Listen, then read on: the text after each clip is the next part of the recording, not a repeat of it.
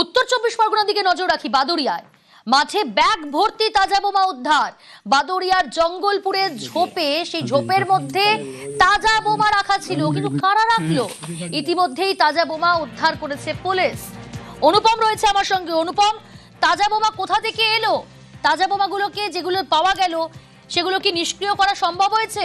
Bomb squad কি পৌঁছেছে? না দেখো, এখনো বোম স্কোয়াড পৌঁছেনি। বোম স্কোয়াডকে খবর দেওয়া হয়েছে।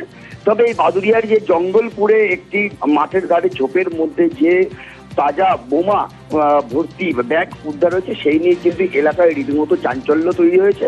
তার কারণ কয়েকজন শ্রমিক তারা আজকে ওই মাঠ এবং মাঠের পাশে জঙ্গল পরিষ্কার করতে যায়, তখনই একটা ব্যাগ দেখতে পায়।